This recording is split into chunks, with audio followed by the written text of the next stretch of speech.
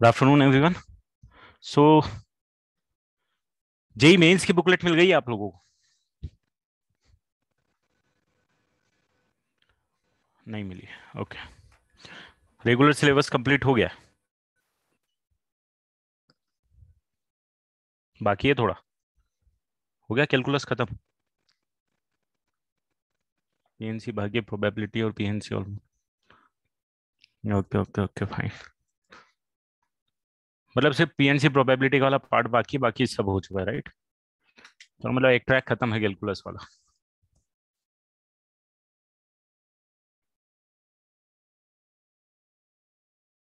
PNC और SOT. Okay, ठीक है। तो ये यार, ये जो अभी होंगे अगले 4-5 लेक्चर प्रोबेबली आपकी बैच में, ये होंगे जेई मेंस के सिलेबस के लिए। जेई मेंस का सिलेबस बोले तो मतलब वो पार्ट जो जेई मेंस में है बट जेई एडवांस में नहीं है। ठीक है? जेई मेंस में और जेई एडवांस में नहीं पूछा जाता है। तो वो वाला पार्ट है जो एनसीईआरटी के सिलेबस में, सीबीएसई के सिलेबस में है बट जेई एडवांस के सिलेबस में नहीं है। Which book? बुक वगैरह कुछ नहीं है, मैं बात करूंगा अभी सब डिटेल में। सबसे पहले आप ये समझ लो, जो आपका सिलेबस है जेई मेंस वाले पार्ट में, वो ये समझ लो, ये आपकी बुकलेट है।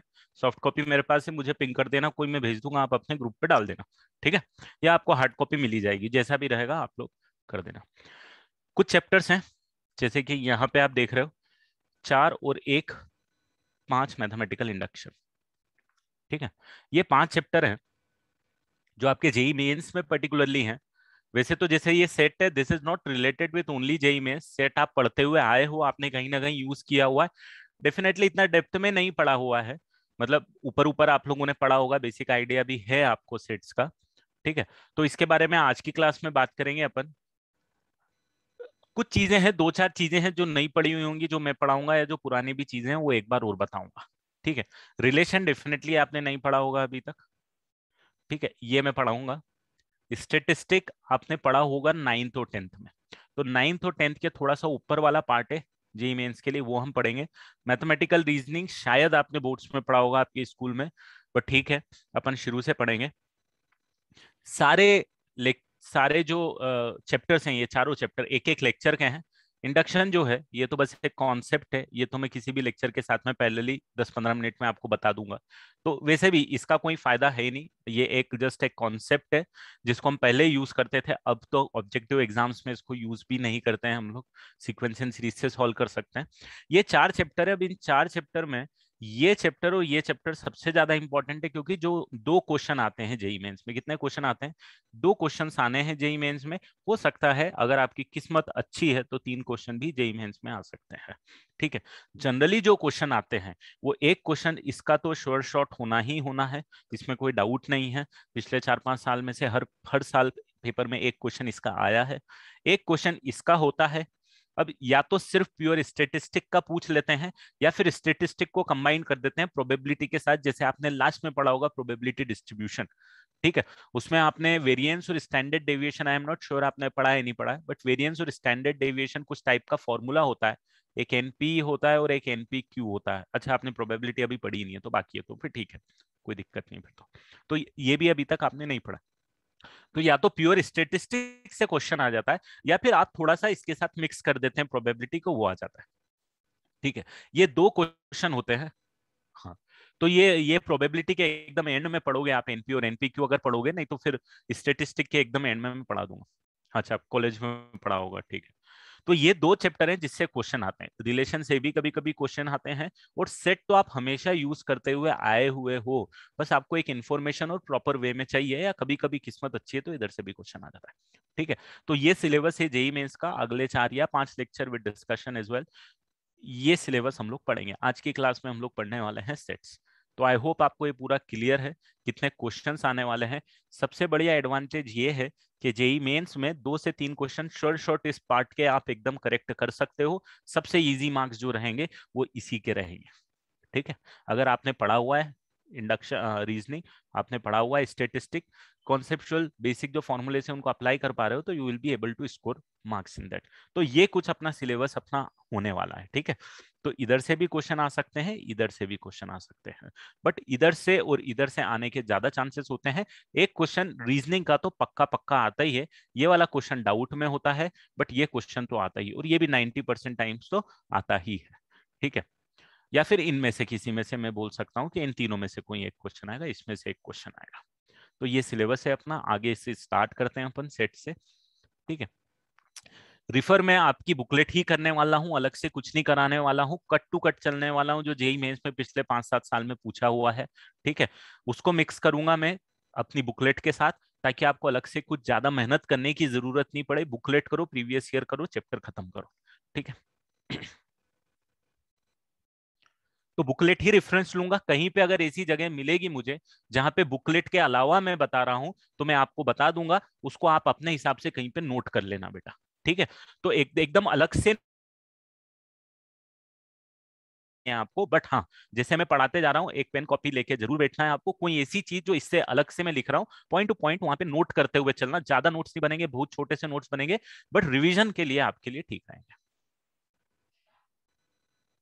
हाँ, लिखने का टाइम मैं वहां दूंगा जहां मैं कोई ऐसी चीज बता रहा हूँ जो बुकलेट में नहीं लिखी हुई और जो मैं अलग से बता रहा हूँ।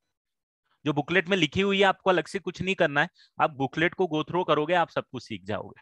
ठीक है, और मैं तो ये बोलूंगा आपको, जब हार्ड कॉपी मिलेगी तो वो जो एक्स्ट्रा चीजें, आप शायद कुछ चीजें नोट करोगे, ज्यादा चीजें नोट नहीं करोगे, वो भी स्टेटिस्टिक और रीजनिंग में ज्यादा करोगे, इनमें तो बहुत ही कम करोगे। तो उसको एक बार इसमें लिख लेना। हाँ, मैं बुकलेट सेंड कर दूंगा आप लोगों को, मैं सेंड कर दूंगा, मुझे कोई पिंग कर देना, मैं सॉफ्ट कॉपी आपको कर दूंगा, आप लोग अपने जो स्टूडेंट ग्रुप होगा उसमें डाल देना और काम कर लेना। चलो बढ़ जाए आगे, क्लियर है अभी तक सब कुछ? चलो बढ़ते हैं सेट्स में। सेट्स क्या होता है, देखो, सेट्स क्या होता है, तो सेट जो है ना, वो कलेक्शन ऑफ ऑब्जेक्ट्स होता है, कलेक्शन ऑफ ऑब्जेक्ट्स होता है, या कलेक्शन ऑफ एलिमेंट्स होता है, जहां पे एलिमेंट्स का कलेक्शन है या ऑब्जेक्ट का कलेक्शन है। एक एग्जांपल ले रहा हूं, इसी का एग्जांपल ले रहा हूं, जैसे स्कूल है, स्कूल में वो बोल रहा है set of letters of the word. तो इस वर्ड जो है, स्कूल जो वर्ड है, इस स्कूल में कितने लेटर्स हैं उनका एक कलेक्शन बना लो। तो आप बोलोगे सर, एक तो एस अवेलेबल है, एक तो सी अवेलेबल है, एक तो एच अवेलेबल है, दो ओ अवेलेबल है, तो दो ओ की जगह मैं एक ओ ही लिखूंगा, क्योंकि एक एलिमेंट को मुझे एक ही बार लिखना है। ठीक है, एक एलिमेंट को मुझे एक ही बार लिखना है, और एक एल बनूंगा, और इसका जो सेट बनेगा, इनको जब मैं कलेक्शन को लिखूंगा साथ में with curly bracket, with curly bracket, with curly bracket, then that is called a set. उसको हम लोग क्या बोलेंगे, सेट बोलेंगे। ठीक है, तो सेट का मतलब क्या हो गया, जैसे सेट का मतलब मैंने बोला सेट एस है भाई, एस के अंदर मैंने लिख दिया 1 से लेके 10 तक के नंबर्स। तो this is a set collection of first 10 natural number, या collection of first positive 10 integers, कुछ भी बोल सकते हो। तो collection of element is called set, and those element can be anything, those element can be number, can be persons, and can be places, anything, just collection होना चाहिए solid वाला जिसको आप लिख पाओ। ठीक है, तो ये हो गई डेफिनेशन। अब जैसे कि सेट के बारे में मैं बोल रहा था कि आप लोगों ने पहले पढ़ा हुआ है, आपने इसीलिए पढ़ा हुआ है क्योंकि अगर मैं बोलूंगा कि यार real numbers, what is real number, real number is a set, ये भी एक सेट है जिसके अंदर जितने भी नंबर रियल नंबर पॉसिबल है वो सारे के सारे का कलेक्शन लिखा हुआ है। ठीक है, तो इसको हम लोग क्या बोलेंगे, सेट आर। या नेचुरल नंबर, नेचुरल नंबर भी सेट है, अगर यही सेट को मैं प्रोसीड करता जाऊं इनफाइनाइट तक, तो ये भी एक सेट हो गया जिसके अंदर total number of element infinite है, मतलब there is no constraint of the number of elements. Number of element हो सकता है फाइनाइट हो सकता है इनफाइनाइट हो, जैसे इस केस में फाइनाइट है, इस केस में इनफाइनाइट है। तो रियल नंबर हो गया, नेचुरल नंबर हो गया, इंटीजर्स हो गया, रेशनल इरेशनल नंबर हो गया, ये सारे क्या होते हैं, सेट ही होते हैं। और जब आपने देखा होगा, आप लोग एक चीज लिखते हो, x belongs to what, x belongs to A, what does this mean. तो ये जो ए लिखा हुआ है ना बेटा, वो ए एक सेट ही होता है, कलेक्शन ऑफ ऑब्जेक्ट्स ही होता है, वो ऑब्जेक्ट्स या एलिमेंट्स या नंबर वो कितने भी हो सकते हैं। ठीक है, या फिर आपने ये भी देखा होगा, ये तो आप शुरू से देखते ही आ रहे हो, x belongs to 2 to 3, this is also the representation of set के 2 से 3 के बीच के जितने भी नंबर हैं सबके सब एक्स ले सकता है। तो ठीक है, ये एक इनफाइनाइट सेट है, रिप्रेजेंट करने का तरीका अलग हो गया है क्योंकि नंबर के सेंस में यहाँ पे लिख रहे हैं। ठीक है, तो ये सारी चीजें क्या है, सेट ही है। अब सेट को रिप्रेजेंट कैसे करना है, ठीक है, सेट को रिप्रेजेंट कैसे करना है, तो जैसे कि ये वाला एग्जांपल मैं बोल देता हूँ कि ठीक है भाई, ये एक सेट का रिप्रेजेंटेशन है, 1 से लेकर 10 तक मुझे ऑब्जेक्ट लिखना था, मैंने लिख दिया। इसी को अगर मैं डेफिनेशन पॉइंट ऑफ व्यू से लिखने की कोशिश करूं, इसी को अगर मैं डेफिनेशन पॉइंट से लिखने की कोशिश करूं, तो मिलूंगा set S is object X या element X where x belongs to natural number and x is less than equal to 10। ये आपने लिखा हुआ है, पूरे फंक्शन में लिखते हुए आ रहे हो, हर एक जगह लिखते हुए आ रहे हो। बस ये अब आपको पता होना चाहिए कि ये अब सेट है और कुछ नहीं। सेट एस क्या है? Collection of objects x. X क्या है? तो एक्स की डेफिनेशन आगे दे दी है कि एक्स भाई साहब नेचुरल नंबर है और एक्स जो है वो लेस देन इक्वल टू 10 होने वाला है। तो less than equal to 10 natural number आप लिखोगे तो डेफिनेटली इसी कंक्लूजन पे आने वाले हो। ठीक है, तो this is called the set builder form representation of set. इसको क्या बोलते हैं? Set builder form.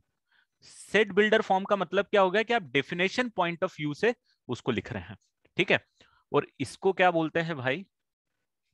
इसको बोलते हैं रोस्टर फॉर्म। इसको बोलते हैं हम रोस्टर फॉर्म।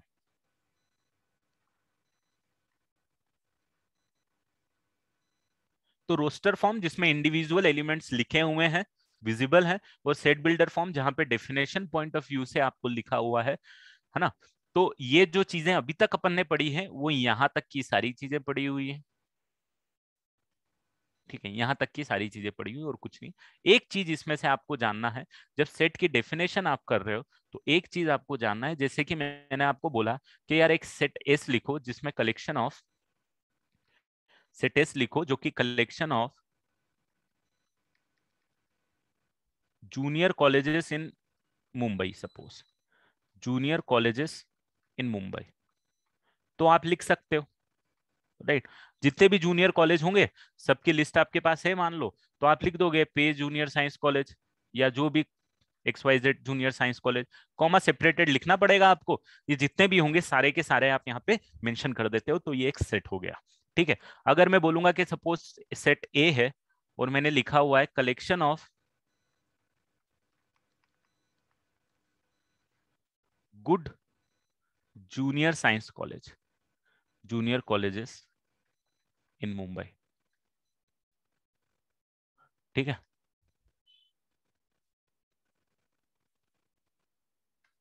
ठीक है,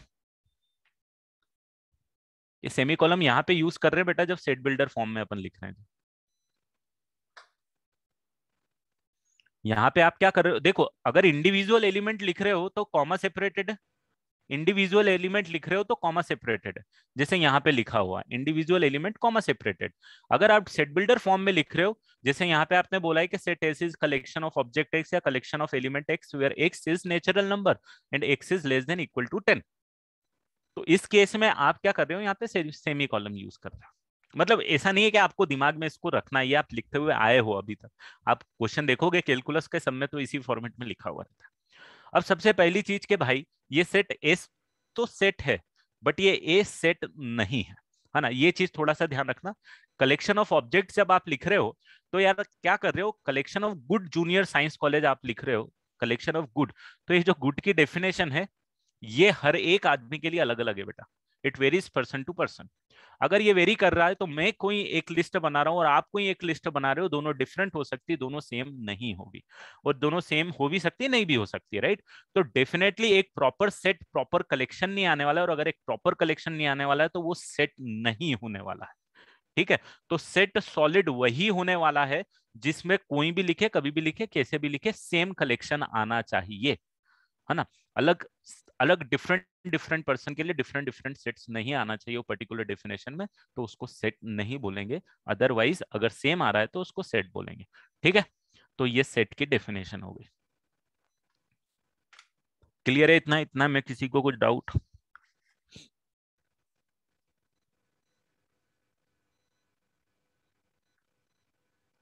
आगे बढ़ते हैं, कुछ बेसिक डेफिनेशन है उनको गो थ्रू कर लेते हैं हम लोग। टाइप्स ऑफ सेट्स के बारे में बात कर रहे हैं। बेसिक है, नल सेट आप यूज करते हुए आए होंगे, फाइव आप जो यूज करते हुए आए हो, आप लिखते थे एक्स बिलोंग्स टू फाइव। जब आप बोल रहे थे कोई रियल नंबर नहीं है तो एक्स बिलोंग्स टू फाइव लिखते थे, और फाइव का मतलब ये होता था कि इट्स अ नल सेट। नहीं, वो कोई नोट करने की जरूरत नहीं है हमको, कुछ ऐसा बताया नहीं जो यहाँ पे नहीं है, तो कुछ ऐसा है नहीं। टाइप्स ऑफ सेट्स का मतलब क्या हो गया, टाइप्स ऑफ सेट्स में हमने सेट्स की डिफरेंट वैरायटी, जैसे नल सेट और एम्प्टी सेट आप यूज करते हुए आ रहे थे, एक्स बिलोंग्स टू फाइव आप लिखते थे, तो जो फाइव लिखते थे उसको हम लोग नल सेट बोलते हैं, एम्प्टी सेट बोलते हैं, क्योंकि कोई रियल वैल्यूज वहां पे कोई वैल्यूज होती नहीं। नेक्स्ट है सिंगलटन सेट। सिंगलटन सेट वो सेट होता है जिसमें सिर्फ एक ही एलिमेंट होता है, मतलब नंबर ऑफ एलिमेंट नहीं, सेट का रिप्रेजेंटेशन नहीं है बेटा। एक से set builder is basically representing elements in a set, right? नहीं, सेट तो दोनों है, दोनों में सेट को रिप्रेजेंट कर रहे हो आप। एक में डेफिनेशन पॉइंट ऑफ व्यू से रिप्रेजेंट कर रहे हो, मतलब एक डेफिनेशन लिख रहे हो, और एक में इसमें आप डेफिनेशन लिख रहे हो, ये वाले केस में। और इस वाले केस में आपने इंडिविजुअल एलिमेंट लिखा है, that is the difference, that's all. हम जनरली क्या करते हैं कैलकुलस में, ये वाला रिप्रेजेंटेशन यूज करते हैं, राइट? ये वाला रिप्रेजेंटेशन यूज करते हैं।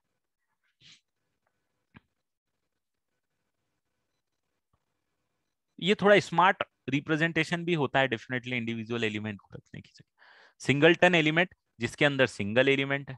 फाइनाइट सेट जिसके अंदर फाइनाइट नंबर ऑफ एलिमेंट है, जिसके अंदर क्या है, फाइनाइट नंबर ऑफ एलिमेंट है। इनफाइनाइट सेट अभी बात करी थी, जैसे set of natural numbers, set of real numbers, ये क्या होते हैं, इनफाइनाइट सेट होते हैं जिसमें नंबर ऑफ एलिमेंट सेम नहीं होते हैं। उसके बाद आ जाता है इक्वल सेट। एक तो होता है इक्वल सेट और एक होता है इक्विवेलेंट सेट्स। दोनों में डिफरेंस क्या है? तो इक्विवेलेंट सेट्स वो सेट होते हैं, इक्विवेलेंट सेट्स वो सेट होते हैं जिसमें नंबर ऑफ एलिमेंट्स इक्वल होते हैं। अगर number of element of A and number of element of B are same, right, then those sets are called equivalent sets. Only the number of elements are same, the count is same. Elements different होंगे चलेंगे, count same होना चाहिए कि भाई एक set में 10 element है तो दूसरे सेट में भी 10 एलिमेंट है, तो वो दोनों जो है वो इक्विवेलेंट सेट्स हो गए। इक्वल सेट्स वहीं पे, ये जो यहाँ पे लिख के रखा हुआ है इन्होंने, यहाँ पे इसको हाईलाइटेड नहीं करके रखा हुआ है। इक्वल सेट्स का मतलब ये होता है कि भाई साहब जितने भी एलिमेंट है दोनों सेट में कॉपी पेस्ट होना चाहिए, मतलब वो कॉपी पेस्ट होना चाहिए दोनों सेट एक दूसरे के, ठीक है? तो सेट ए और बी अगर मैंने इक्वल दे के रखा हुआ है, इसके अंदर ए के अंदर जितने भी एलिमेंट है वो बी के अंदर प्रेजेंट है, और बी के अंदर जितने भी एलिमेंट है वो सारे ए के अंदर प्रेजेंट है। तो equal set, set copy paste, equivalent set, number of elements are set, number of elements of sets are same, ठीक है? Next is equal sets are always equivalent sets. ये तो लॉजिक आपको समझ में आ ही गया है कि इक्वल सेट है तो कॉपी पेस्ट है तो नंबर ऑफ एलिमेंट सेम होने चाहिए, और नंबर ऑफ एलिमेंट सेम है तो इक्विवेलेंट सेट्स होना चाहिए। बट इक्विवेलेंट सेट में और में नॉट बी इक्वल, डेफिनेटली मैंने आपको क्या बोला, एलिमेंट सेम नहीं भी होंगे तो भी चलेगा, सेम होंगे तो इक्वल सेट्स ही आ जाएगा फिर तो, ठीक है? तो equal sets are always equivalent and equivalent sets are can can be equal, can not be equal, ठीक है? तो बेसिक डेफिनेशन है, ये आपको समझ में आ गया होगा। एन ए और एन बी जो रिप्रेजेंटेशन यहाँ पे है, तो कभी भी अगर आपको ये एन ए टाइप का रिप्रेजेंटेशन मिल रहा है ना, तो ये रिप्रेजेंटेशन होता है number of element of set A, number of elements of set A, basic है। या फिर कभी कभी ये नंबर ऑफ एलिमेंट को कार्डिनल नंबर भी बोल दिया जाता है, cardinal number of set. Cardinal number of set, it means the number of element in the set and we represent it generally bye N A, ठीक है? तो ये बगल में आप थोड़ा सा नोट कर सकते हो, दिया नहीं है वैसे तो, ऐसी चीज ही नहीं है कि आपको याद नहीं रहेगी। एन ए आप पहले से यूज करते हुए, बट इन केस यहाँ पे नहीं मेंशन है इसीलिए, ठीक है? क्लियर है यहाँ तक, कोई डाउट किसी को? आगे बढ़ जाऊंगा। सबसेट और सुपरसेट। तो सबसेट और सुपरसेट का क्या फंडा है?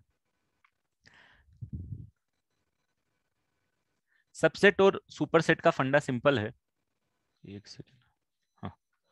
सबसेट और सुपरसेट का फंडा क्लियर है कि सेट एस अगर है जिसमें से 1 से लेके 10 तक के सारे एलिमेंट आपने मेंशन करके रखे होंगे, और एक सेट ए है जिसके अंदर 2, 4, 6, 8 और 10, मतलब इवन नंबर मेंशन करके रखे, तो आप देखोगे ए के जितने भी एलिमेंट है वो सारे एस के अंदर प्रेजेंट है। ए के अंदर जितने भी एलिमेंट है वो सारे क्या है, एस के अंदर प्रेजेंट है। सिमिलरली एक और सेट लिख लेते हैं बी, जिसके अंदर लिख देते हैं 1, 2, 3, 4 एंड 5।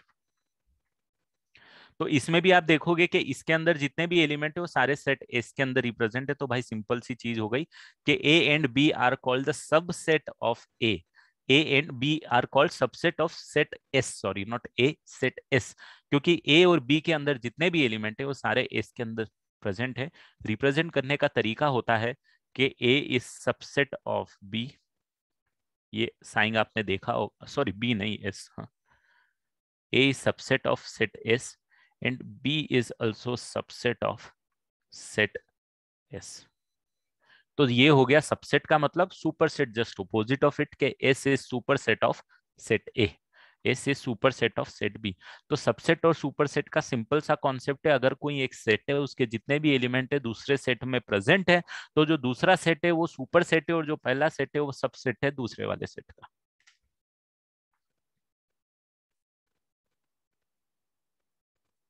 नहीं, अगर number of element infinite define ही नहीं करते ना बेटा आप, infinite is not a number, तो कार्डिनल नंबर उसके लिए हम बोलेंगे कि नॉट डिफाइंड, जैसे इनफाइनाइट लिमिट होती है उसी टाइप का फंडा है।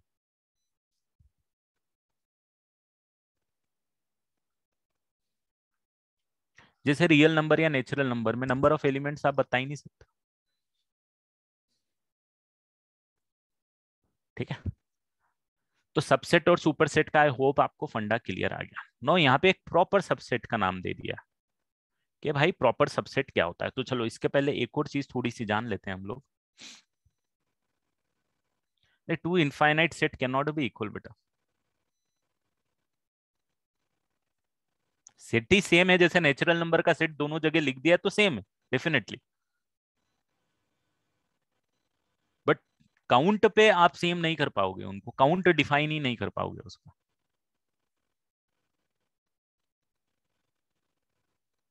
ठीक है। चलो तो यहां पे अगर मैं बात करूं सुपर सेट, अगर कोई सेट सबसेट है like A is subset of set S, then S is super set of set A, vice versa, ठीक है हर्षल, सिंपल फंडा। अब यहां पे अपन एक चीज बात करते हैं कि कोई सेट है उसके नंबर ऑफ सबसेट कितने हो सकते हैं।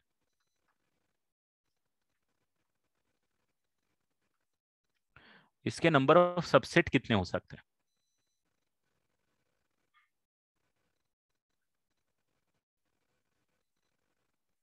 हाँ, डेफिनेटली नॉट इक्वल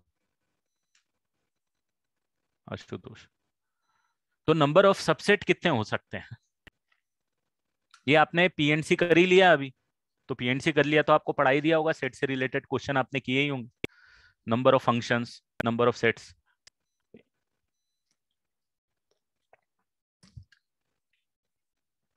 बिल्कुल सही। जब आप सेट सबसेट बनाओगे तो आप बोलोगे यार देख ये वन के पास ऑप्शन है इसको जाना है या नहीं जाना है, मतलब वन के पास दो ऑप्शन है, whether it want to go in subset और नॉट। टू के पास दो ऑप्शन है, ऐसे सबके सब जितने भी 10 एलिमेंट है, सब 10 एलिमेंट के पास में ऑप्शन है कि जाना है या नहीं जाना, और सबके पास दो दो ऑप्शन है, तो टोटल नंबर ऑफ सबसेट यहाँ पे आ जाएंगे आपके पास 2 की पावर 10। और अगर नंबर ऑफ एलिमेंट n है तो नंबर ऑफ सबसेट जो होता है वो 2 raised to the power n होता है। ये फॉर्मूला आपको ध्यान रखना है, बेसिक है, ठीक है। तो 2 raised to the power 10 is number of subset, and in this subset, इसके अंदर, इसके अंदर भाई साहब एक नल सेट भी इंक्लूडेड है और इसके अंदर सेट एस भी खुद इंक्लूडेड है। सेट खुद भी अपने आप का सबसेट होता है, ठीक है। इसमें आपने जैसे नल सेट का कौन सा केस आ गया कि भाई वन ने भी मना कर दिया कि मेरे को नहीं जाना, टू ने भी मना कर दिया, 10 ने भी मना कर दिया, तो एक केस ऐसा भी बनेगा कि सबने मना कर दिया, वो आ गया नल सेट। और एक केस ऐसा भी बनेगा कि सबने बोल दिया कि ठीक है हम चले जाते हैं, तो भी पूरा का पूरा सेट ऐसा आ जाएगा। पीएनसी का बेसिक कॉन्सेप्ट। इसमें अगर आपको एक एक एलिमेंट के सेट निकालने कि एक एक एलिमेंट के कितने सेट बनेंगे, दो दो एलिमेंट के कितने बनेंगे या नोनो के कितने बनेंगे, तो आपको बिल्कुल हेल्प मिल जाएगी यहाँ पे 10C1, राइट, ये 10C2। और फंडा तो वही है कि यहाँ पे आपने नल सेट 10C0 एक को भी सिलेक्ट नहीं किया, वन को सिलेक्ट किया, टू को सिलेक्ट किया, 9 एलिमेंट का सबसेट बना रहे हो तो 10C9, 10 के 10 का बना रहे हो तो 10C10 which is actually only one, यहाँ भी नल सेट एक ही आएगा, 10C1 की वैल्यू 10 आएगी, आनी भी चाहिए, क्योंकि हर एक एलिमेंट अपना अपना एक एक इंडिविजुअल बनाएगा तो 10 सेट बने। और ये तो पता ही है आपको, ये again 2 raised to the power 10 होता ही है, बाइनोमियल पढ़ ही चुके हो आप। तो कहीं से भी आप पी एंड सी बाइनोमियल दोनों जगह से रिलेट कर सकते हो। चलो, तो नंबर ऑफ सबसेट का फंडा क्लियर है, और सबसेट में ये भी हमको क्लियर है कि फाइव भी इंक्लूड करना है और सेट खुद को भी इंक्लूड करना है। क्लियर? और नंबर ऑफ सबसेट का भी क्लियर है, तो शायद यहाँ पे फॉर्मूला बिल्कुल देके रखा हुआ है, तो कोई दिक्कत नहीं है नोट करने की। अच्छा, प्रॉपर सबसेट क्या होता है? तो प्रॉपर सबसेट ये होता है भाई साहब कि अगर ए और बी दोनों बराबर नहीं है, ए और बी दोनों बराबर नहीं है, तो A is subset of B, but A is not equal to B. Definitely A is not equal to B. मैंने क्या बोला? सेट खुद अपने आप का सेट खुद अपने आप का सबसेट होने वाला है ना सब। तो इस केस में कोई ऐसा सेट जो सेट एस के बराबर नहीं हो सकता, मतलब अगर मैंने ये मेंशन किया कि M is this and M is this, तो दोनों में डिफरेंस ये है कि ये प्रॉपर सबसेट है। प्रॉपर सबसेट का मतलब ये हो गया कि भाई एम और एस बराबर नहीं होते, इक्वल सेट नहीं हो सकते, मतलब एम एस नहीं हो सकता, इसके अलावा कुछ भी ले लो तो चलेगा। और अगर मैंने ये वाला साइन मेंशन करके रखा हुआ है, तो ये बोल के रखा हुआ है कि भाई एम सबसेट है, इसका नॉर्मल सबसेट टर्मिनोलॉजी हम यूज करेंगे और बोलेंगे एम और एस दोनों बराबर भी हो सकते हैं। ये वही लेस देन इक्वल टू वाली साइन की बात हो गई है यार। ठीक है, बस ये अंतर है कि दिस इज प्रॉपर सबसेट। यहाँ पे आप डेफिनेशन में लिख लोगे प्रॉपर सबसेट क्या होता है। If A is subset of B but A is not equal to B, then A is the proper subset of B. We write A is proper subset of B, A is not proper subset of A, then it is improper subset of set. Simple definition.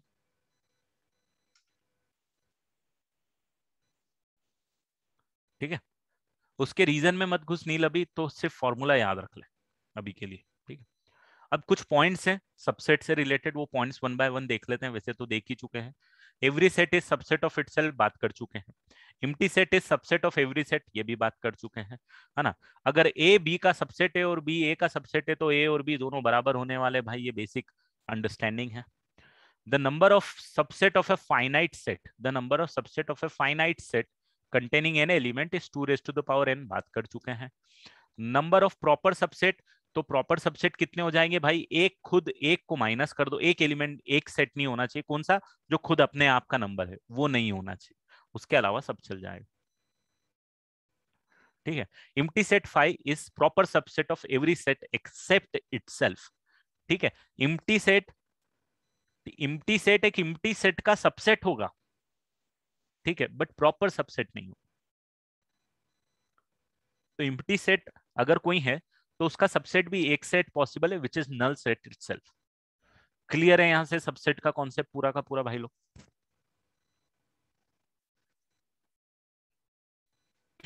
तो कुछ लिखने की जरूरत नहीं है, इसीलिए मैं इसी को रेफरेंस लेके और इसी फ्लो में भी पढ़ा रहा हूँ आपको, ताकि अपन को अलग से कोई मेहनत करने की ज्यादा जरूरत नहीं पड़े। बुकलेट कर लो, रिवाइज करने के लिए बुकलेट ही पकड़ पकड़ के एक बार पलट दो, काम हो जाएगा। पावर सेट थोड़ा सा अलग है। हाँ, बोल सकता है श्रविल। पूरा सेट खुद का प्रॉपर सबसेट नहीं होगा नील, बिल्कुल से। अब पावर सेट के बारे में अपन बात करते हैं। ठीक है, चलो उसके पहले अपन यूनिवर्सल सेट की बात कर लेते हैं, उसके बाद पावर सेट की बात करेंगे। पावर सेट थोड़ा सा डिटेल में पढ़ना पड़ेगा अपन को। यूनिवर्सल सेट जो होता है भाई, यूनिवर्सल सेट जितने भी सेट के बारे में बात हो रही है, मान लो सेट ए बी और सी तीन सेटों के बारे में बात हो रही है, तो ए बी सी का जो भी कलेक्शन है उसको हम लोग बोलेंगे यूनिवर्सल सेट। ठीक है, मतलब कोई भी एलिमेंट एबीसी में ऐसा नहीं होना चाहिए जो यूनिवर्सल सेट में नहीं होगा।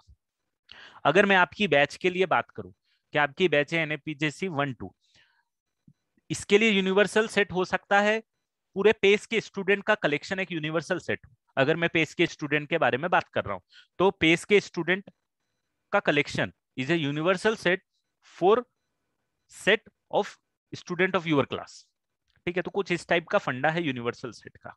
ठीक है, a set containing all the possible elements which occur in the discussion, discussion में जितने भी एलिमेंट्स आने वाले हैं उन सबका कलेक्शन एक यूनिवर्सल सेट होने वाला।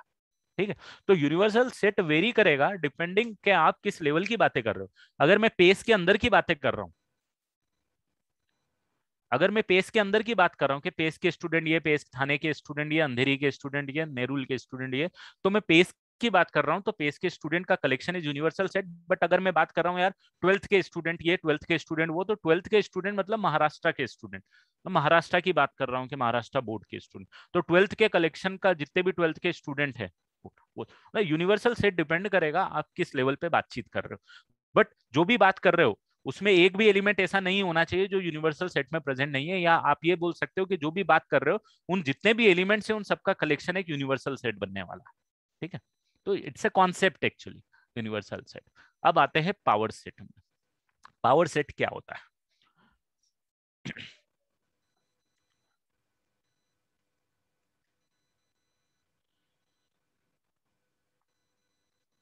पावर सेट क्या होता है? मान लो सेट ए मैंने लिया जिसके अंदर 1 और 2 एलिमेंट। ठीक है, तो इसके सबसेट कितने पॉसिबल है जरा मुझे बताओ तो। How many number of subset are possible for this set? 4। आप बोलोगे सर देखो एक ये सेट ले लो, एक ये ले लो सर, एक सेट 1, 2 ले लो सर, पूरा सेट खुद ले लो, और एक सेट नल सेट ले लो। ये 4 सबसेट पॉसिबल है। ठीक है, एक नया सेट मैंने बनाया, एक नया सेट मैंने बनाया, उस सेट के जो एलिमेंट है भाई साहब वो सारे सबसेट है किसके? सेट ए के। ठीक है, तो सेट ए के जितने भी सबसेट हैं अगर उन सब को एलिमेंट कंसीडर करते हुए एक नया सेट अगर आपने बनाया है उसको हम लोग बोल रहे हैं power set of set A. तो power set of set A का मतलब क्या हो गया? तो power set of set A का मतलब हो गया collection of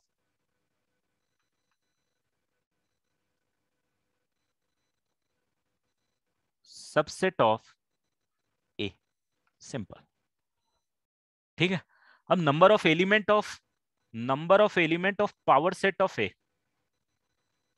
is definitely here 2 raise to the power 2, because जो सेट ए है उसके अंदर 2 एलिमेंट है तो उसके subset 2 raise to the power 2 बन सकते हैं, तो उतना नंबर ऑफ एलिमेंट है। As far as formula is concern it is 2 raise to the power N.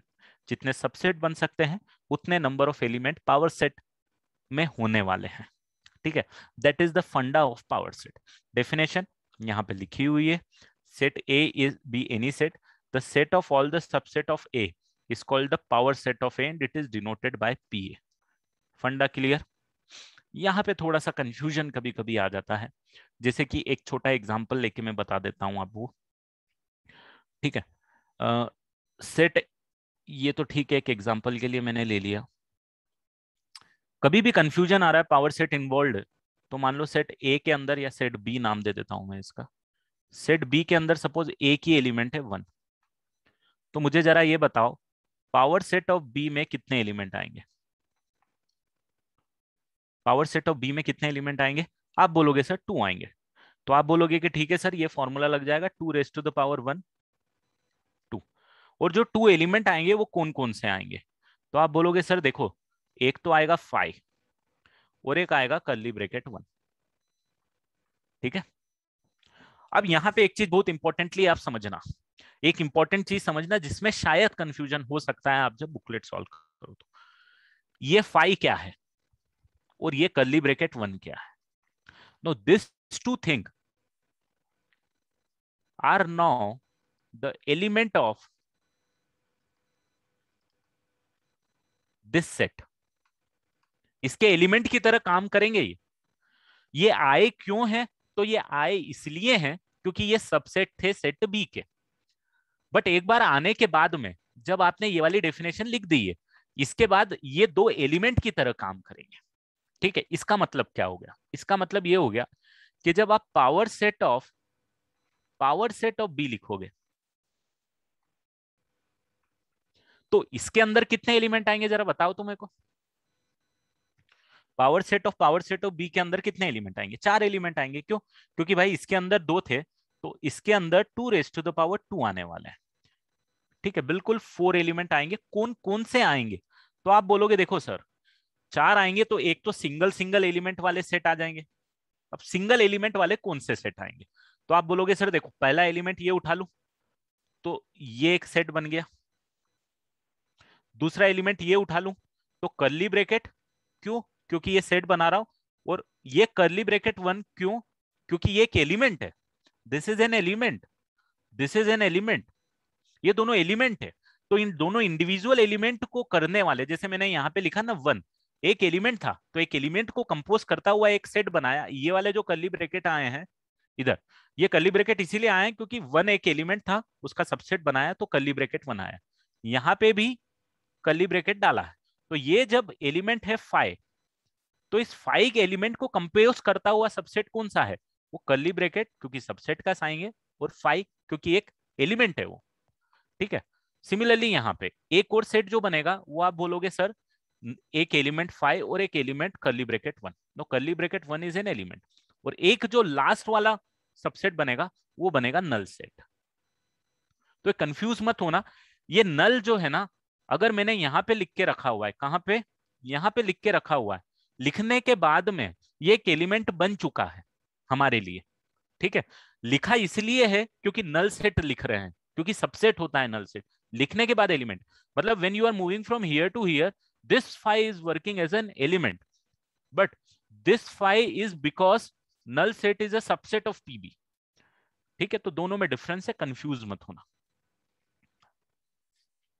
ठीक है। तो कभी भी सेट के फॉर्मेट में अगर आपने ये लिख दिया है, अगर ये लिखा हुआ मिल रहा है आपको, कौन सा पार्ट, ये वाला, तो मतलब ये five is not a subset, it's an element.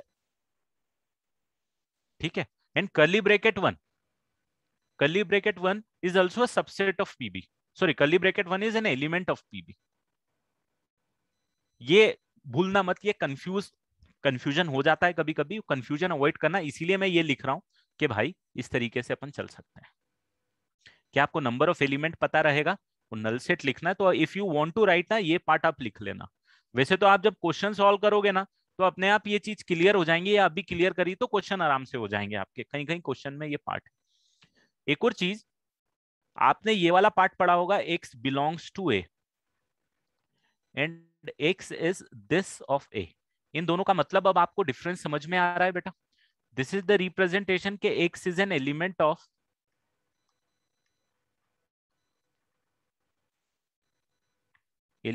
A, and this is x is subset of, दोनों में ये डिफरेंस है बेटा, x is subset of B. जैसे मैं आपको ऊपर वाले एग्जाम्पल में करके दे देता हूं, एक ऊपर वाले एग्जाम्पल में आपको बता देता हूं, कभी भी अगर एक्स एलिमेंट है तो बिलोंग्स टू का साइन लिखना है, और अगर सबसेट है तो ये साइन लिखना है। जैसे मैं ये लिख सकता हूं कि फाइ बिलोंग्स टू पीबी, क्योंकि phi is an element of, या curly bracket 1 belongs to PB, ये लिख सकता हूं क्योंकि वो एलिमेंट है ना। या फिर ये भी लिख सकता हूं phi is subset of B, वो तो होता ही है खैर, फाइ नल नल सेट सारे सबका सबसेट होता है, बट ये मैं लिख सकता हूं। अगर मैं ये लिखने की कोशिश करूं curly bracket 1 is subset of PB, ये गलत हो जाएगा, दिस इज रॉन्ग बेटा, दिस इज रॉन्ग, क्योंकि curly bracket 1 is an element of set PB, it's not a subset of PB. अगर इसकी जगह मैं ये लिखूं कर्ली ब्रैकेट 1, ये एकदम परफेक्टली काम करेगा, इसमें कोई दिक्कत नहीं आएगी कि ये जो है एलिमेंट था, उसको कंपोज करता हुआ एक सेट है, वो पीबी का सबसेट है बिल्कुल, और आप देखोगे यहाँ पे वो मेंशन भी है। तो ये बिलोंग्स टू कब यूज करना और सबसेट वाला पार्ट कब यूज करना, क्लियरिटी आनी चाहिए, एलिमेंट का मतलब क्या है, सबसेट का मतलब क्या है। बट फाई जब आता है ना, जब थोड़ा सा कंफ्यूजन क्रिएट कर देता है।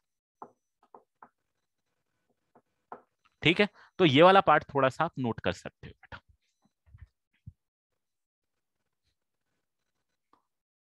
वैसे तो मुझे नहीं याद है जेई मेंस ने कभी इस पे पूछा है, बट ठीक है यार, सिलेबस में तो थोड़ा देख लेते हैं।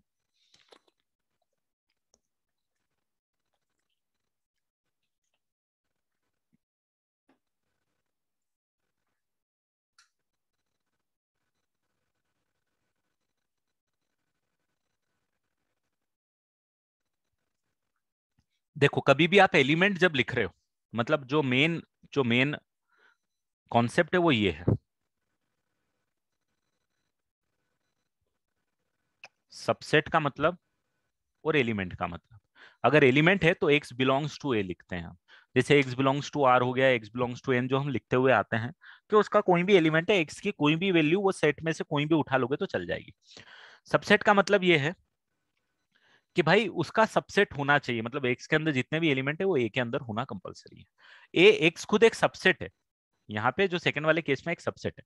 तो जैसे मैंने यहाँ पे बिलोंग्स टू की साइन लिखी है किसमें, इनमें, ये बिलोंग्स टू रिप्रेजेंट करना चाहिए कि ये वाला जो लेफ्ट हैंड साइड वाली चीज है वो इसका राइट हैंड वाली चीज का पार्ट होना चाहिए, ठीक है, एलिमेंट होना चाहिए। लेफ्ट हैंड वाली चीज जो राइट हैंड साइड का एलिमेंट होना चाहिए if you are using this belongs to. But if you are using this subset वाला साइन, इट मींस वो सबसेट होना चाहिए, एक सेट होना चाहिए। यहाँ पे ये जो सेट, ये एक सेट है, ये एक सेट है, क्योंकि यहाँ सबसेट की साइन बनी है तो दोनों साइड सेट को होना जरूरी है। बट अगर यहाँ पे सिर्फ आप बिलोंग्स टू लिख रहे हो तो लेफ्ट हैंड साइड वाला एलिमेंट होना चाहिए। तो जब भी एलिमेंट रिप्रेजेंट करोगे तो बिलोंग्स टू लिखना, और अगर सबसेट रिप्रेजेंट कर रहे हो तो सबसेट का साइन लिखना, बस यही कॉन्सेप्ट है।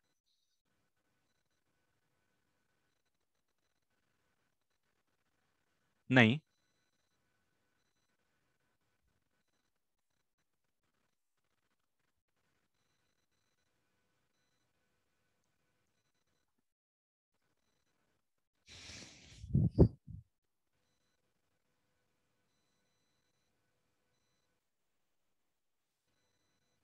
हाँ इसमें ये भी लिख सकते हो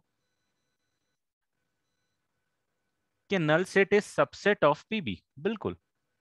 नल सेट तो सबका ही होता है, ये सेंटेंस तो हमेशा ही ट्रू है कि नल सेट तो होने ही वाला है पीबी का सबसेट, इसमें भी कोई दिक्कत नहीं। और यहाँ पे ये भी सही है, क्योंकि नल सेट, अच्छा ये तो मैंने, हाँ ये ठीक है, क्लियर है। तो एलिमेंट और सबसेट कहाँ पे लिख रहे हो? नहीं, universal set is totally different concept बेटा।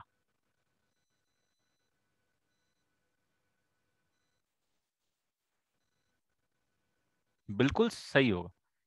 नल सेट अगर आप लिख रहे हो तो फाई लिखोगे, नल सेट जो हमारा देसी है वो तो फाई है। बेटा universal set is a different concept all together, and power of a set is a different concept all together.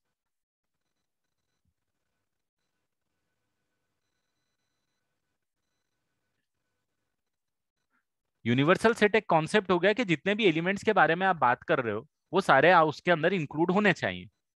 Power set तो एक सेट आपने डिफाइन कर दिया है, उसके बाद में पावर सेट डिफाइन कर रहे हो आप। यूनिवर्सल सेट तो हो गया कि जितने भी, अगर आप 10 सेट के बारे में बात कर रहे हो तो 10 सेट के जितने भी एलिमेंट्स प्रेजेंट है उन सबका कंपोजिशन, उन सबको साथ में लिख के एक यूनिवर्सल सेट आपने लिख दिया। एंड पावर सेट तो एक सेट डिफाइन कर दिया तो उसका पावर सेट डिफाइन कर रहे हो।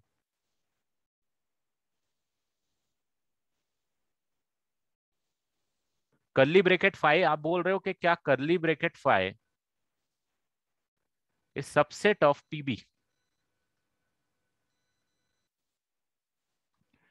कर्ली ब्रेकेट फाइ,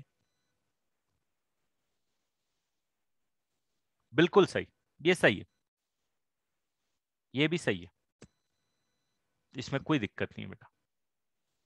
क्यों सही है? क्योंकि फाइ इसका एक एलिमेंट है, ये फाइ इसका एक एलिमेंट है, इस एलिमेंट को कंपोज करता हुआ सबसेट ये आ गया, तो बिल्कुल पीबी का सबसेट। ठीक है, बस डेफिनेशन में कंफ्यूजन है, बाकी मतलब जो ओरिजिनल डेफिनेशन है वो एज इट इज ही आएगा। यूनिवर्सल सेट फाइ क्यों आएगा बेटा? यूनिवर्सल सेट फाइ आएगा तो मतलब कोई मतलब ही नहीं रहेगा हमारी बातचीत करने, कोई एलिमेंट ही नहीं है तो क्या क्या बात करेंगे अपन कभी। 10 सेट की बात कर रहे हैं, सबका यूनियन जिसको बोलते हो आप लोगों ने पढ़ा होगा, सबका एलिमेंट बी फाइ आ रहा है, तो फिर मतलब हम कुछ बात ही नहीं कर रहे हैं, doesn't make any logical sense, right. चलो, अब आगे बेसिक चीजें हैं जो आपने पहले करके रखी हुई हैं, तो मैं यूनियन इंटरसेक्शन नहीं बताऊंगा, जो नई चीजें हैं उनके बारे में मैं आपको बताऊंगा, ठीक है। तो इसको यहां से कॉपी पेस्ट कर लेता हूं एक बार।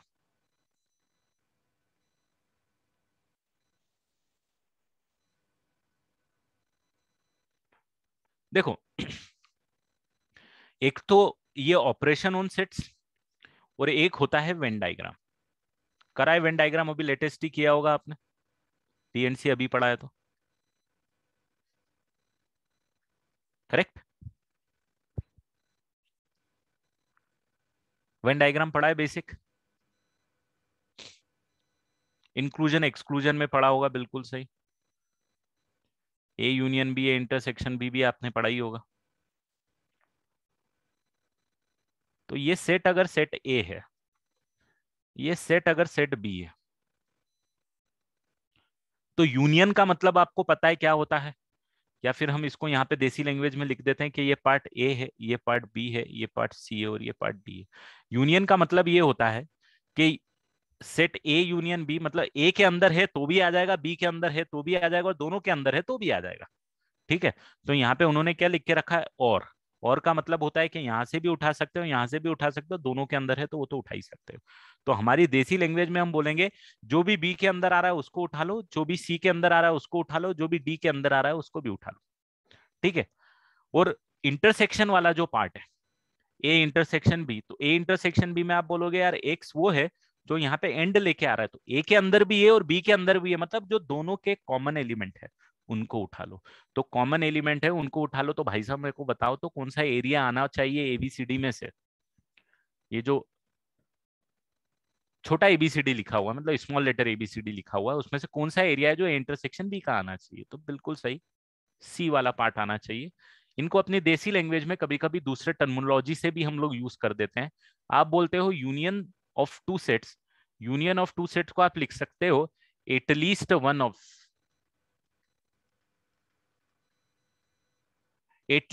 Of A and B. At least one मतलब कम से कम एक, कम से कम एक का मतलब एक भी आया तो भी चलेगा, या एक से ज्यादा आया तो भी चलेगा। इसमें एक से ज्यादा दो ही हो सकता है क्योंकि दो ही सेट इन्वॉल्व है। तो बी भी चलेगा, स्मॉल बी, क्योंकि स्मॉल बी में एक आया हुआ है सेट ए। स्मॉल डी भी चलेगा क्योंकि एक ही आया हुआ है सेट डी। और सी भी चलेगा क्योंकि दोनों आए हुए हैं, एटलीस्ट वन की बात हो रही है, तो एटलीस्ट वन में सी को भी इंक्लूड करना पड़ेगा क्योंकि दोनों आए हुए हैं। और इंटरसेक्शन को सेम लॉजिक से आप क्या लिख सकते हो जरा बताओ तो? एग्जैक्टली टू, या एग्जैक्टली टू इस केस में, या फिर आप लिख सकते हो बोथ, है ना, जो भी आप लिखना चाह रहे हो। Difference of the two set is something different. Difference of the two set शायद आपने नहीं पढ़ा होगा। डिफरेंस ऑफ टू सेट्स का मतलब होता है, हम रिप्रेजेंट करते हैं भाई साहब ए माइनस बी से। इसको मैं आपको डायग्रामेटिकली भी बता देता हूँ, डायग्रामेटिकली या बोले तो वेन डायग्राम की हेल्प से। ए माइनस बी का मतलब ये होता है ए के अंदर हो बट बी के अंदर ना हो, ए के अंदर हो और बी के अंदर ना हो। तो जो पार्ट है हमारे पास वो सिर्फ ये वाला पार्ट होगा, जो ए के अंदर होगा बट भाई साहब बी के अंदर नहीं होगा। ठीक है, बोले तो यहां पे वो पार्ट होगा सिर्फ B, A minus B is only B. और सिमिलरली अगर बी माइनस ए लिखा हुआ रहता तो कौन सा पार्ट होता? सिर्फ ए, सिर्फ बी, नॉट ए। ठीक है, तो ये डिफरेंस ऑफ सेट समझ में आया? ये ए माइनस बी में कंफ्यूज मत होना। ए माइनस बी मतलब ए के अंदर है और बी के अंदर जो कॉमन एलिमेंट है उसको करती है सब्सट्रैक्ट। आपने ये तो ठीक है, आपने इसको ए इंटरसेक्शन बी डैश लिख दिया, यहाँ पे समझ में आ रहा है ना? ये ए इंटरसेक्शन बी डैश का फंडा समझ में आ रहा है? या फिर आप इसको ये भी लिख सकते हो, ए माइनस ए इंटरसेक्शन बी लिख सकता हूं। ए में से ए माइनस बी के इंटरसेक्शन को सब्सट्रैक्ट कर दिया। या फिर इसको कभी जरूरत पड़ी तो मैं ये भी लिख सकता हूं भाई, A union B minus minus B. आ रहा है क्या समझ में? जैसी भी डिमांड हो उसके हिसाब से लिख दूंगा। ओवरऑल जो मेरा रिजल्ट है दोस्त वो बी आना चाहिए बस। या कभी कभी इसमें और फॉर्मूला लगा के मैं लिखूंगा ए प्लस बी,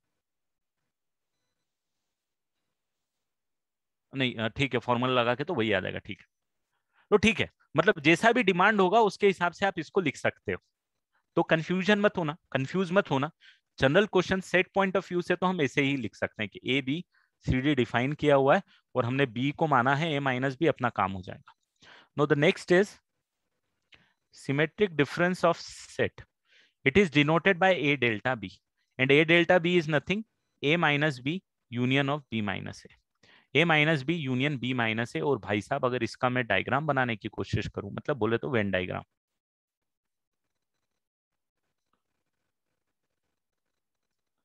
एक सेट ये हो गया, एक सेट ये हो गया, और इनका अगर ए डेल्टा बी की बात करूं, मतलब सिमेट्रिक डिफरेंस की बात करूं, तो ये तो आएगा ही आएगा, उसके अंदर ये वाला भी पार्ट आ जाएगा.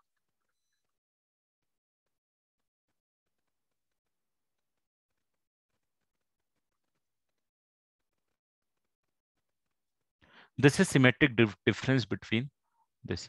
इसको हम लोग बोलेंगे ए डेल्टा बी. ठीक है, या फिर ये तो लिख ही सकते हैं जो यहाँ पे लिखा हुआ है, हम इसको ये भी लिख सकते हैं, A plus B minus twice of A intersection B. ठीक है, और ए यूनियन बी जो है हमारे पास, ए यूनियन बी को भी हम क्या लिख सकते हैं, हम ये तो लिखते हैं ना, A plus B minus A intersection B.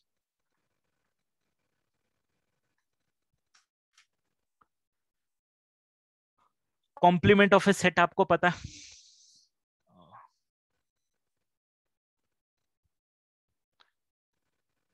Complement of A set भी आपको पता है और डिसजॉइंट सेट भी आपको पता है. जॉइंट सेट का मैं आपको डायग्राम बना के बता देता हूं.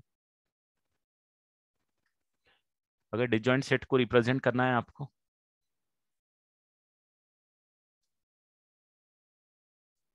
एक सेट ये है और एक सेट ये है. डिसजॉइंट सेट मतलब there is no common part between them. It means A intersection B is equal to 5. Complement of A set तो आपको पता ही है.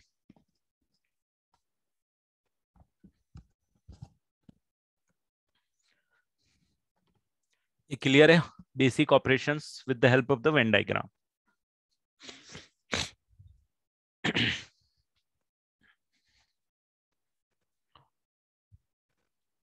सारी चीजें मेंशन है यहाँ पे बेटा, वेन डायग्राम भी मेंशन है, मैंने इन दोनों को साथ में करा दिया है सिर्फ. ये सबके Venn diagram, A union B, intersection B, A minus B, B minus A dash और ए डेल्टा बी. क्लियर है, तो सारी चीजें मेंशन है, you do not need to write it. Disjoint में जिसमें कॉमन पार्ट कुछ भी ना हो बेटा, this one.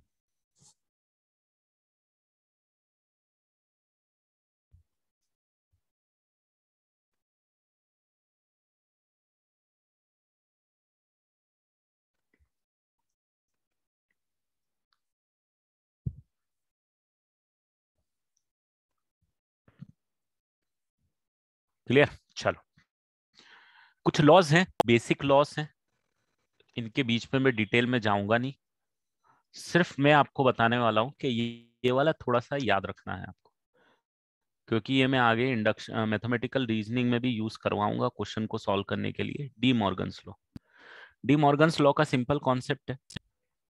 D Morgan's law बोलता है कि A union B dash is equal to A union B का complement is equal to A का कॉम्प्लीमेंट बी का कॉम्प्लीमेंट, यूनियन की जगह इंटरसेक्शन डाल देना. मतलब बोले तो कि ए यूनियन बी जो है उसका अगर आप कॉम्प्लीमेंट करोगे तो इंडिविजुअल कॉम्प्लीमेंट ले लो और उसका इंटरसेक्शन डाल दो बेटा.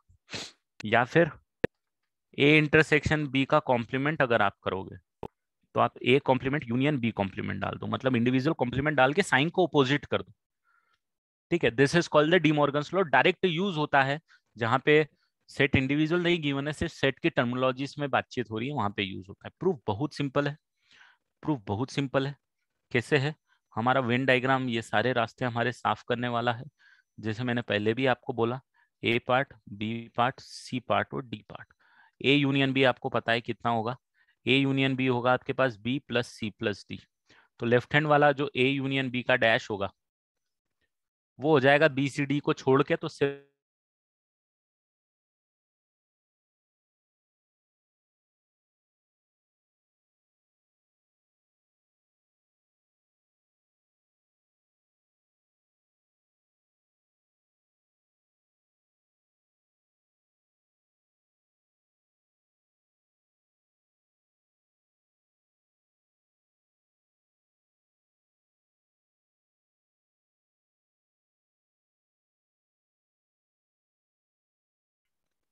यहाँ पे ए डैश जो है आप ए एन डी,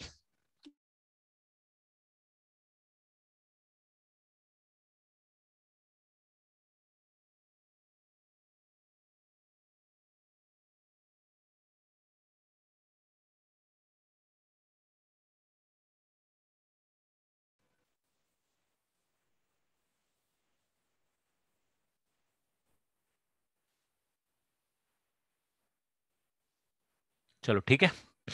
तो ये आप प्रूव कर सकते हो। बची हुई जो चीजें हैं आपको यहाँ पे देखे रखी हुई है लॉस के अंदर,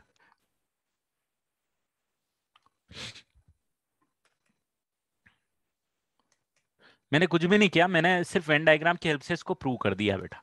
मैंने बोला ए यूनियन बी हमको पता है कि B plus C plus D होना है, तो उसका इंटरसेक्शन आप निकालोगे तो ये तीनों को छोड़ के सिर्फ ए बचता है। ए डैश आपको पता है ए प्लस डी होना है, बी डैश आपको पता है ए प्लस बी होना है, दोनों का कॉमन अगर आप निकालोगे तो ए आना है। तो भाई दोनों बराबर आ गए। अब ये जो इसके अंदर और दूसरे लॉस है, बहुत बेसिक लॉस है, डिटेल में घुसना नहीं है, बट एक बार मैं जस्ट गो थ्रो कर रहा हूँ। कम्यूटेटिव लॉ, ए बी को आगे पीछे कर दो कोई दिक्कत नहीं है, इंटरसेक्शन यूनियन दोनों में कोई दिक्कत नहीं। एसोसिएटिव लॉ, अगर A union B union C कर रहे हो, मतलब जैसे प्लस माइनस में काम चलता है ना, प्लस माइनस वाला काम आप कम्यूटेटिव और एसोसिएटिव, प्लस माइनस भी कम्यूटेटिव और एसोसिएटिव होते हैं यहाँ भी। डिस्ट्रीब्यूटिव, जैसे मल्टीप्लीकेशन प्लस और माइनस में डिस्ट्रीब्यूटिव होता है। मल्टीप्लीकेशन ए इंटू बी प्लस सी, आप ये लिखते हो ना ए इंटू बी प्लस सी, तो क्या होता है ए को डिस्ट्रीब्यूट कर देते हो आप, A into B plus A into C. Distributive property आपने मैट्राइसेस वगैरह में भी टर्मिनोलॉजीज यूज करी होंगी।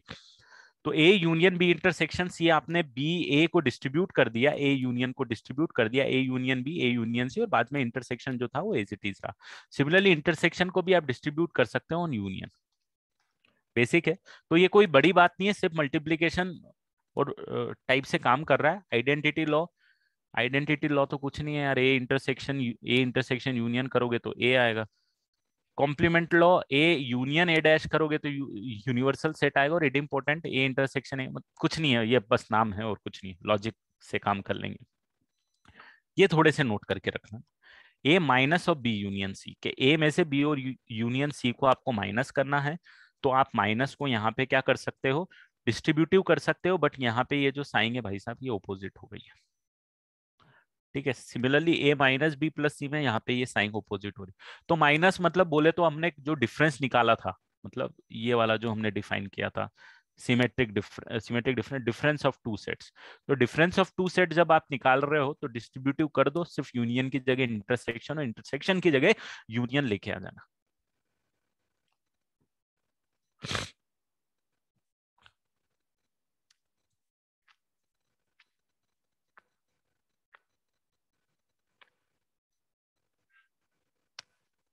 ठीक है, ये प्रॉपर्टीज आपने पढ़ी हुई है सारी की सारी, इसमें नहीं जा रहा हूँ। ए यूनियन बी का फॉर्मूला ए माइनस बी मैंने बता ही दिया, A union B union C आपको पता ही होगा। ए बी सी का इंडिविजुअल एडिशन, दो दो के इंटरसेक्शन से सब्सट्रैक्ट करो, तीन तीन के इंटरसेक्शन से ऐड करो। And this is not only true for three sets, it is also true for four sets. Single single का ऐड करो, दो दो का सब्सट्रैक्ट करो, तीन तीन का ऐड करो, चार चार का सब्सट्रैक्ट करो, एंड सो ऑन चलता रहेगा। सेट की डेफिनेशन में हमेशा काम करेगा। ठीक है, बाकी क्वेश्चन आपको अपने लॉजिक से सॉल्व करना है। मैं आगे लॉजिक अपन बात कर लेते हैं, कुछ क्वेश्चंस कर लेते हैं तो आपको आइडिया लग जाएगा। That's all about the theoretical part बेटा। कुछ अच्छे क्वेश्चंस करा देता हूँ जिसमें कंफ्यूजन आपके जो होंगे वो अवॉइड हो जाए। ये सब छोटे मोटे क्वेश्चन हैं, इनमें मैं नहीं घुस रहा हूँ। ये सारे अब आप कर लोगे, पावर सेट वगैरह सब चीजें बात कर ली हैं अपन ने।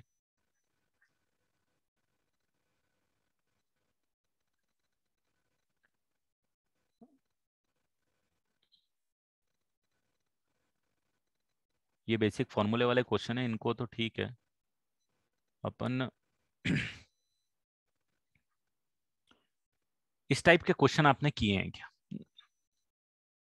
34 हो गया, 35 हो गया, है ना। बेसिक वेन डायग्राम की हेल्प से आपको सॉल्व करना है इनको। तो एक दो क्वेश्चन मैं करवा देता हूं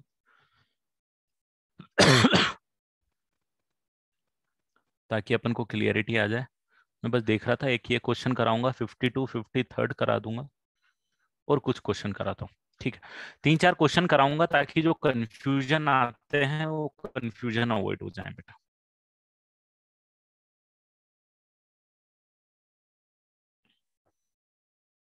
यूनियन आएगा बेटा, नील वहां पे। तो चलो जल्दी से कर दो, 1634। एक क्वेश्चन कर दो, 34 कर दो, 34 क्वेश्चन कर दो जल्दी से।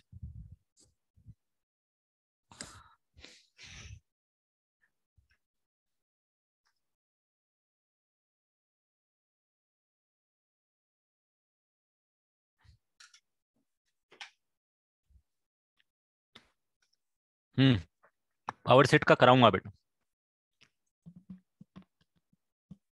34 बहुत इजी क्वेश्चन है। सिर्फ एक स्टैंडर्ड तरीका बताने के लिए मैंने किया है कि ये तरीका आप करोगे तो हमेशा आप कर पाओगे, क्वेश्चन में ज्यादा प्रॉब्लम नहीं आएगी। 16 में आप ऐसा करो, ये जो वेन डायग्राम में आप ये बनाते हो ना, ये यूनिवर्सल सेट ही होता है बेटा, ये यूनिवर्सल सेट ही होता है, ठीक है। 16 students read mathematics, 17 student general science. तो ये मैथ्स वाले हो गए भाई, ये जनरल साइंस वाले हो गए। सबको नाम दे दिया मैंने, ए बी सी और डी।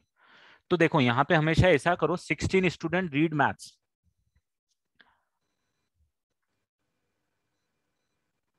16 स्टूडेंट रीड मैथ्स, इसका मतलब हो गया कि बी प्लस सी की वैल्यू 16 है भाई। और 17 रीड जनरल साइंस, मतलब सी प्लस डी की वैल्यू हो गई 17।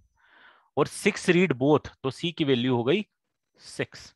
और टोटल जो है आपके पास A plus B plus C plus D नहीं गिवन है, ठीक है। टोटल नंबर ऑफ स्टूडेंट नहीं गिवन है, तो इसका यूज ही नहीं आएगा।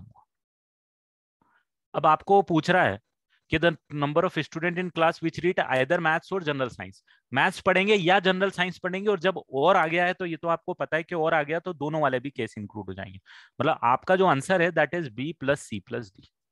इस तरीके से आप प्रिडिक्ट कर लो। अब ये 3 इक्वेशन है, 3 वेरिएबल है, हर एक क्वेश्चन के हिसाब से अलग अलग वैल्यू निकल जाएगी। जैसे डी की वैल्यू यहाँ से 11 निकल जाएगी, सिमिलरली बी की वैल्यू आपके पास 10 निकल जाएगी। यहाँ पे आप लगा ही सकते हो 10 प्लस 11, 10 प्लस 11 प्लस 6, ये टोटल आपके पास नंबर आ जाएगा, ठीक है। या फिर आप तो डायरेक्ट ए यूनियन बी का फॉर्मूला लगा दो, this plus this minus this, you will get 27। तो कैसे भी करो आप, चलेगा, कोई दिक्कत नहीं है अपन को, ठीक है। 35-90 student take math, 72 take science in the class of 120 student. तो इसमें इन्होंने यही किया, मैं डायरेक्ट अब इसको सॉल्व करूंगा। नहीं डायरेक्ट नहीं, इस नाइदर मैथ्स नॉर साइंस, हाँ ठीक है। इसको देख लेते हैं अपन, ए बी सी और डी, और ये हो गया आपका मैथ्स और ये हो गया आपके पास साइंस। तो मुझे क्या देके रखा है, मुझे देके रखा हुआ है बी प्लस सी, मैथ्स के 90 बच्चे हैं, सी प्लस डी साइंस के मुझे 72 स्टूडेंट देके रखे हैं। कभी भी आप प्रोबेबिलिटी पीएनसी में भी काम कर रहे हो ना, ये फंडा हमेशा अप्लाई करोगे। प्रोबेबिलिटी में भी आप वेन डायग्राम बना के क्वेश्चन सॉल्व करोगे, तो ये फंडे वहां पे अप्लाई हो जाएंगे। और कितने बच्चे हैं भाई साहब, 120 स्टूडेंट है, तो A plus B plus C plus D is equal to 120 student है। और बोल रहा है 10 ऐसे बच्चे हैं जिन्हों जो जो ना तो मैथ्स पढ़ रहे हैं ना तो साइंस पढ़ रहे हैं, मतलब वो ए है।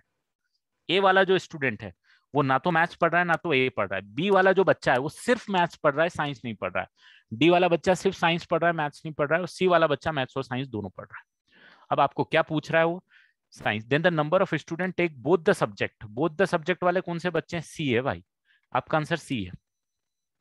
सी कैसे निकालना है देख लो बस, ए की वैल्यू 10 है, तो यहां से B plus C plus D की वैल्यू कितनी मिल जाएगी, 110 मिल जाएगी। अब B plus C plus D की वैल्यू मिल जाएगी, इससे सब्सट्रैक्ट करोगे तो बी की वैल्यू कितनी मिल जाएगी, 110 माइनस 72 मिल जाएगी। कितना आ जाएगा, 28, 38। बी 38 आ गया तो सी की वैल्यू मिल जाएगी भाई, हम यहाँ से 90 माइनस 38, 52। तो आप इक्वेशन लिखो, सॉल्व करो इंटरप्रिटेशन करके, कोई भारी काम नहीं है, बहुत इजी काम। इवन प्रोबेबिलिटी वगैरह में भी जब इस टाइप के क्वेश्चन इन्वॉल्व होंगे प्रोबेबिलिटी में, कि 2-3 सेट है जिनकी प्रोबेबिलिटी निकाल रहे हो, इंटरसेक्शन यूनियन लेने की जरूरत है, इस तरीके से सॉल्व कर सकते हो आप। इनफैक्ट इजी पढ़ेंगे। और चलो अब आता हूं मैं थोड़े से ढंग के क्वेश्चन पे। तो सबसे पहले मेरे को 53rd वाला बता दो,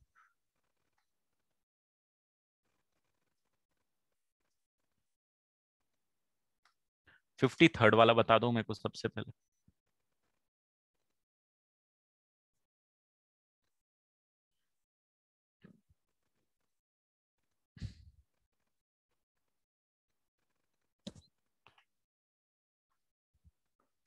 एकदम सही, जिसके भी जवाब आ रहे सही।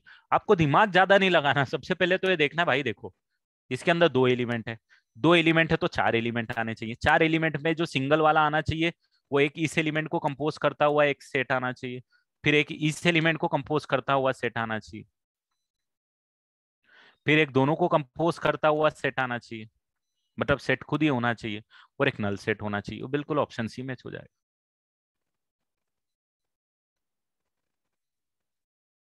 हाँ शुभम बोल। Hello sir. हाँ बोल। सर मुझे ये नल, सर ये जो है ना, मतलब null set comma curly brackets में नल सेट, सर हम्म। उसको एक बार और समझा दो ना प्लीज। मतलब क्या, मुझे प्रॉब्लम बताएगा तो मैं उसको एक्सप्लेन कर पाऊंगा कि हाँ सर ये समझ में नहीं आ रहा। तो मतलब सर वो सम समझते नहीं है सर वैसे वाले, नहीं, मतलब ऐसे ब्रैकेट के अंदर ब्रैकेट का मतलब समझना नहीं। ब्रैकेट के अंदर ब्रैकेट नहीं, देखिए बाहर वाला जो भी ब्रैकेट लगता है कभी भी, यस ये सर। सेट को रिप्रेजेंट करने के लिए लगता है। हाँ सर। ठीक है, this is the representation of set, ये जो मैंने यहाँ पे बनाया तीनों। अब मुझे ये बता, ए के अंदर कितने एलिमेंट है? सर ए के अंदर दो है। दो कौन कौन से? एक एलिमेंट इंडिविजुअल ये है और दूसरा ये है, यस ये सर। दोनों एलिमेंट है। इन दोनों को सेट या नल सेट या कुछ भी मत मान, इन दोनों को क्या मान? एलिमेंट मान। Element sir. ठीक है, अब सिर्फ ये वाला एलिमेंट को कंपोज करता हुआ एक सेट लिख सकता है तू, कि ये हाँ। वाला एलिमेंट बीच में लिख दिया और कर्ली ब्रैकेट लगा दिए। क्यों क्यों लगाए कर्ली ब्रैकेट? क्योंकि सेट है, सेट सर। बनाना, सब सेट बना रहे हैं इसीलिए। Yes sir. इस एलिमेंट को कंपोज करता हुआ कि ये एलिमेंट एज इट इज यहाँ पे लिख दिया और एक कर्ली ब्रैकेट लगा दिया, क्योंकि सबसेट बना रहा हूं इसीलिए। हाँ सर। अब ये दोनों एलिमेंट को लिख दो, कॉमा सेपरेट तो करते ही हम एलिमेंट्स को, और ये जो बाहर वाला कर्ली ब्रैकेट यहाँ पे लगाया, ये क्यों लगाया? क्योंकि सेट। Yes sir. हाँ। और ये वाला क्यों आया? क्योंकि नल सेट भी तो इसका सबसेट होगा, अच्छा हाँ, यस सर, समझा भी। है ना? तो कर्ली ब्रैकेट जहां आ रहा है उसका अपना एक इंपॉर्टेंस। But yes. अगर एलिमेंट में आ रहा है तो वो एलिमेंट में ही काउंट होगा, वो सेट की तरह नहीं आएगा। जैसे यहाँ पे मैं इन दोनों को एलिमेंट बोलूंगा अभी, क्योंकि मैंने यहाँ के दोनों इंडिविजुअल एलिमेंट उठाए। ठीक है, यस सर, समझा। Thank you sir. ओके। चलो, ये 53rd वाला क्वेश्चन है, आई थिंक बस ये सबसे ज्यादा कंफ्यूजन वाला क्वेश्चन हो सकता है इस टाइप के क्वेश्चन जो भी हैं, जिसमें फाई इन्वॉल्व हो। ये वाला एक क्वेश्चन है जो थोड़े इज्जतदार क्वेश्चन है, अकेला जो अच्छा क्वेश्चन है इस बुकलेट में, इस चैप्टर में सबसे अच्छा। थोड़ा सा सोच लो, समझ लो, इसको सॉल्व कर लो। बाकी बुकलेट अब आपकी है, सॉल्व करो आप, वो जो डाउट्स हैं वो डिस्कस कर लेंगे फिर अपन।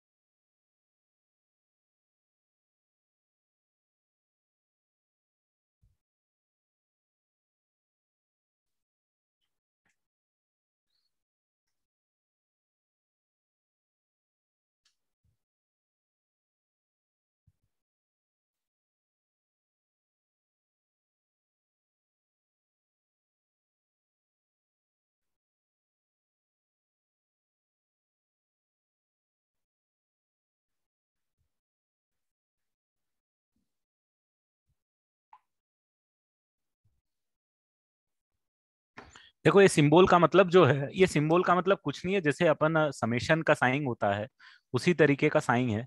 ये यूनियन लेके रखा हुआ है बेटा, ये यूनियन का साइन है। और जैसे आई इक्वल टू 1 पुट करोगे तो A1 union A2 union A3 union, कहाँ तक जा रहा है, A30 तक जा रहा है। जैसे समेशन होता है वैसे यूनियन रिप्रेजेंट करके रखा और कुछ। ठीक है।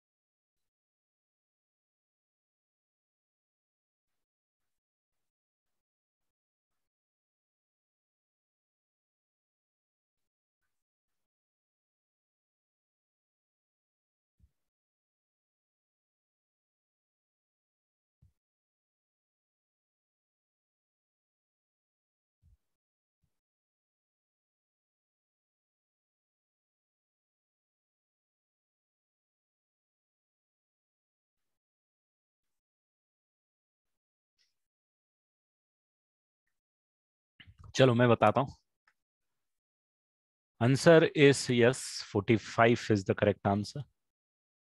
बिल्कुल सही। चलो, तो सबसे पहले तो आप देखो कि A1 से लेके A30 तक का यूनियन और B1 से लेके Bn तक का यूनियन इज इक्वल टू ऐसे, मतलब सेम सेट आ रहा है सबका यूनियन। ठीक है, ये 30 है यहाँ पे काउंट, B1 से लेके Bn तक n काउंट है। एक और बहुत इंपॉर्टेंट जो इंफॉर्मेशन है वो यहाँ पे, सेट A1 से लेके A30 तक टोटल हर एक सेट के अंदर 5 एलिमेंट है। सेट A1 में 5 है, सेट A2 में 5 है, सेट A3 में 5 है, सेट A4 में 5 है, टिल सेट A30 में 5। सिमिलरली B1 में 3 है, B2 में 3 है, B4 में 3 है, Bn तक सारे n सेट्स में तीन एलिमेंट है। If each element of S belongs to exactly 10 of AIs, तो मैं क्या करता हूं, चलो सेट एस को मेरी तरफ से मान लेता हूं, मैं सेट ए को मान लेता हूं कुछ M1, या M मत करो, सेट एस को मैं मान लेता हूं suppose small A1, small A2, small A3 till AM। कितने एलिमेंट मान लिए मैंने, M एलिमेंट मान लिए। कितने एलिमेंट मान लिए, m एलिमेंट मान लिए। अब भाई साहब थोड़ा सा यहाँ पे ध्यान देना, A1 जो सेट है, A1 जो एलिमेंट आया है, वो मैं सिर्फ अभी ये वाला केस कंसीडर कर रहा हूँ, इनका यूनियन, इनके यूनियन से आया है। ध्यान देना, जिसका नहीं हुआ है, सेट A1 जो आया है, A1 से लेके A30 तक के यूनियन से आया है, करेक्ट। किसी भी एक में होता तो आ जाता, किसी भी एक में होता तो आ जाता, बट अकॉर्डिंग टू क्वेश्चन कितने में था, अकॉर्डिंग टू क्वेश्चन A1 कितने में था, क्वेश्चन पे ध्यान देना। अकॉर्डिंग टू द क्वेश्चन ये सेट जो ये एलिमेंट A1 आया ये कितने में था, ए के कंपैरिजन में 10 में था, कि each element of S belongs to exactly 10 of A I's, A1 से लेके A30 के बीच में 10। तो ये भी 10 में था, ये भी 10 में था, ये भी 10 में था, और ये सब 10 में थे।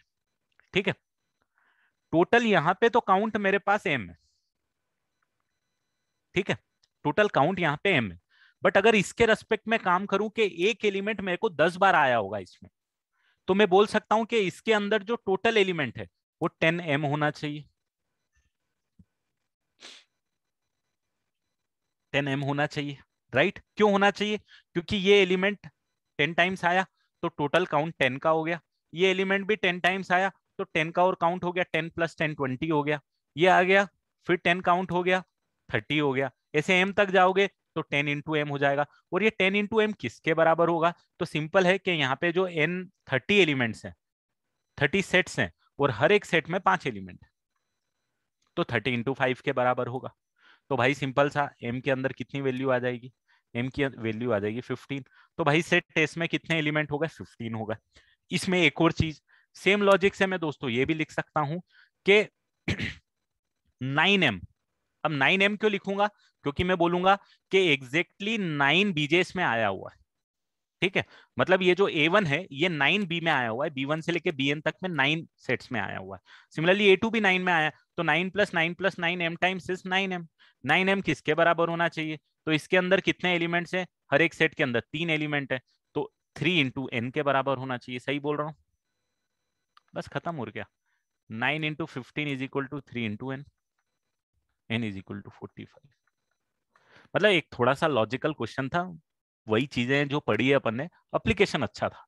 इस बार जेई ने पूछा भैया सेट्स पे क्वेश्चन, जेई एडवांस ने, मेरे को क्वेश्चन तो नहीं पता, बट सेट्स और प्रोबेबिलिटी या पीएनसी किसी को मिक्सअप किया था, एग्जैक्टली क्वेश्चन याद नहीं आ रहा, बट सेट अच्छे से इन्वॉल्व था और बहुत अच्छा सा एप्लीकेशन था।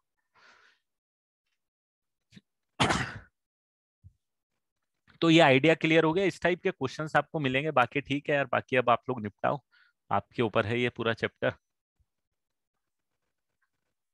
डाउट्स हम लोग डिस्कस करेंगे। नहीं, I will not doing question, question अब आपके ऊपर है।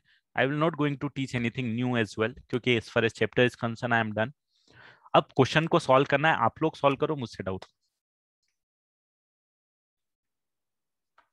अरे एम टोटल काउंट था ना भाई यहाँ का, एम क्या है, टोटल काउंट हो गया ना यहाँ पे, A1 A2 A3 till am तक है, तो टोटल काउंट क्या है, सेट एस में total number of element m। हाँ, lecture over from my end, nothing new I will going to teach, nothing. So you can leave. Next class we will start with relations.